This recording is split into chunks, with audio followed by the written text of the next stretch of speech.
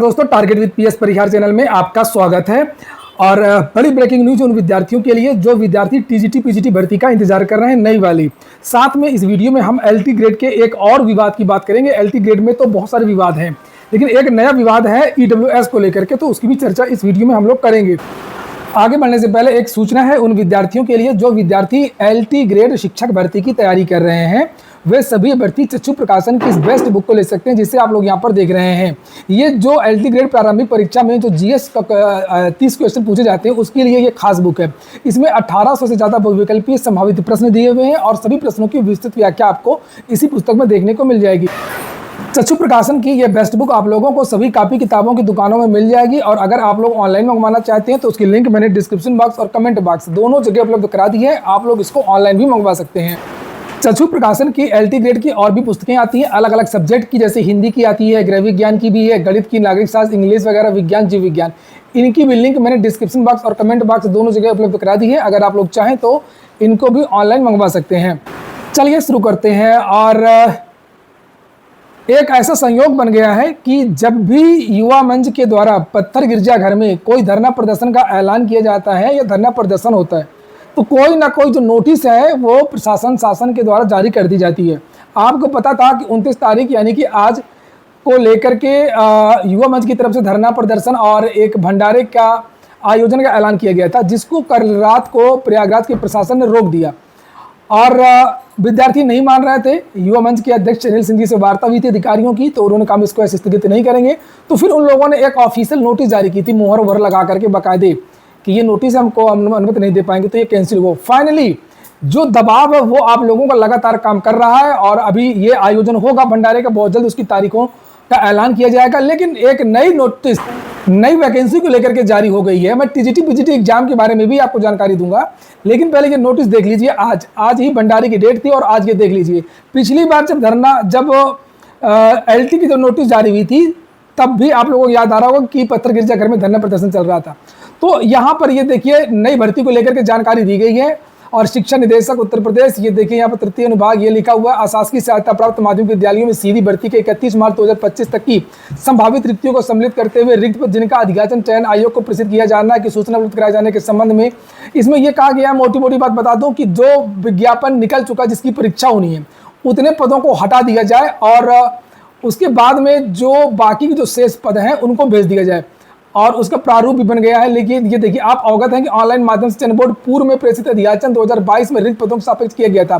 अतः उक्त विज्ञापन में सम्मिलित रिक्त पदों को छोड़ करके शेष सीधी भर्ती से भरे जाने वाली रिक्तियों को 31 मार्च 2026 की 25 है, स्पष्ट नहीं दिख रहा है, जहाँ तक 25 ही है तक सम्मिलित करते हुए संस्थावार, विषयवार, आरक्षणवार सूचना विस्तृत प्रारूप 1, प्रारूप का, प्रारूप ख में त्रुटि रहित पठनीय सूचना विवरण प्रत्येक दशा में दिनांक 5 अगस्त 2025 की सायंकाल 6 बजे तक शिक्षा निदेशालय उत्तर प्रदेश प्रयागराज को हार्ड एवं सॉफ्ट कॉपी में, ये लिखा हुआ है माध्यमिक @gmail.com पर बिना किसी स्मरण पत्र की प्रतीक्षा के उपलब्ध कराना सुनिश्चित करें। सूचना की मूल प्रति 2 प्रतियों, तो देख सकते हैं इसमें बहुत कम समय दिया गया, 5 अगस्त। और जानकारी मिल रही है कि सितंबर के महीने में वास्तव में नोटिफिकेशन जारी हो सकता है। मेरी कल भी अधिकारियों से कुछ वार्ता हुई थी निदेशालय के, तो कहना यह था उनका कि फीडिंग का काम इनका तेजी से चल रहा है और पहले रिक्तियां जो है निदेशालय आएंगी और उसके बाद में निदेशालय इनको लॉक करेगा और इनका जो ई अधियाचन है, जो नया वाला पोर्टल है, उसमें अपलोड कर देगा। तो ये प्रक्रिया शुरू हो गई है और ये जितने भी पूरे डीआईएस है उत्तर प्रदेश के समस्त जिला विद्यालय निरीक्षक प्रथम और द्वितीय, सभी को ये पत्र भेज दिया गया है और 5 तारीख तक की डेट बताई गई कि 5 तारीख तक ये सब काम कंप्लीट कर लेना है। और ये वो प्रारूप है जिसमें अधियाचन बना करके भेजना है। ये देखिए लिखा, इंटरमीडिएट शिक्षा अधिनियम 2021 द्वारा शासित अशासकीय सहायता प्राप्त उच्चतर माध्यमिक विद्यालयों के प्रधानाचार्य, प्रधानाध्यापक, प्रवक्ता, पीजीटी प्रशिक्षित स्नातक, सहायक अध्यापक, प्राइमरी अनुभाग के पद पर नियुक्ति हेतु अभ्यर्थियों की भर्ती के लिए एवं अशासकीय सहायता प्राप्त अल्पसंख्यक उच्चतर माध्यमिक विद्यालयों के प्रधानाचार्य, प्रधानाध्यापक, प्रवक्ता, प्रशिक्षित स्नातक, टीजीटी, सहायक अध्यापक, प्राइमरी अनुभाग के पद पर नियुक्ति प्रारूप। तो ये प्रारूप बना करके ये जो है, ये चूंकि कुछ विद्यालय ऐसे होते हैं जिसमें प्राइमरी से लेकर के इंटरमीडिएट तक की कक्षा चलती हैं, कहीं पर जूनियर तक की कक्षा चलती हैं, कहीं पर हाई स्कूल तक की कक्षा चलती हैं, तो सबको भेज दिया गया है। और इस तरीके से ये देखिए लिखा क्लास 6, 7, 8, 9 ये इस तरीके छात्रों की संख्या भी भेजनी है और विद्यालय का नाम वगैरह ये प्रारूप पूरा बनाया गया है। और नीचे लिखा है कि यदि आपके विद्यालय में कक्षा 1 से 5 तक की कक्षाएं तो उनकी भी छात्र संख्या अंकित किया जाए। तो छात्र संख्या के हिसाब से जो है ये भर्तियाँ आएंगे, देखते हैं क्या होता है। अभी कुछ बता पाना बहुत मुश्किल है, पेपर में तो 30 हज़ार आ रहा है, जानकारी भी मिल रही है कि लगभग 32,000 पद रिक्त हैं, लेकिन विज्ञापन कितने पदों पर देते हैं ये एक देखने वाली बात होगी, ये एक बड़ी बात होगी। वहीं पर बात करें अगर हम टीजीटी एग्जाम को लेकर के, तो आज वार्ता हुई है शिक्षा सेवा चयन आयोग में, आज एक बड़ी बैठक चली बहुत देर तक, और निकल करके ये आया कि जो अभी परीक्षा केंद्र मांगे गए तो कुछ जिलों का डाटा अभी तक आ नहीं पाया कि उन जिलों में उस तारीख को परीक्षा केंद्र खाली है या नहीं खाली है। और ये अधिकारियों के द्वारा बताया गया है कि 1 या 2 दिन में उन जिलों से भी डेटा आ जाएगा।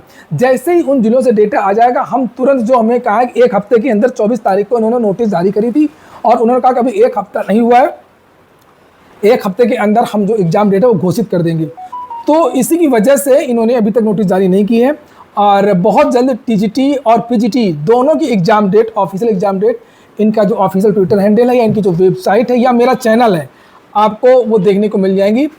अब बात कर लेते हैं थोड़ा सा एलटी ग्रेड शिक्षक भर्ती को लेकर। एलटी ग्रेड शिक्षक भर्ती का विज्ञापन तो जारी हो गया, लेकिन बहुत सारे विवाद हैं और हिंदी को लेकर के, संस्कृत को लेकर के, एक विषय को लेकर के उम्र सीमा में छूट नहीं मिली है, ये सबसे बड़ा विवाद है। और लेकिन एक नया विवाद निकल करके आया है, यह है ईडब्ल्यूएस का।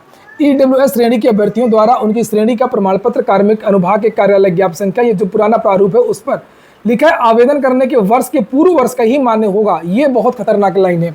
और यानी आवेदन वर्ष आपका है 2025 और ईडब्ल्यूएस का जो सर्टिफिकेट चाहिए 2024 का। जिनका सर्टिफिकेट मार्च 2025 के पहले का बना हुआ है, पिछले साल का, उन्हीं का मान्य होगा। और जो विद्यार्थी अभी बनाएंगे इस वित्त वर्ष का, तो उनका मान्य नहीं होगा। नोटिफिकेशन में तो यही लिखा है। और ये क्यों लिखा है, ये एक ये आयोग ही जाने, इसके पीछे क्या रणनीति है, क्या चीज़ें हैं, ये इसके बारे में कुछ नहीं बता सकता हूँ। लेकिन जो ये लिखा है वो यही है स्पष्ट रूप से कि जो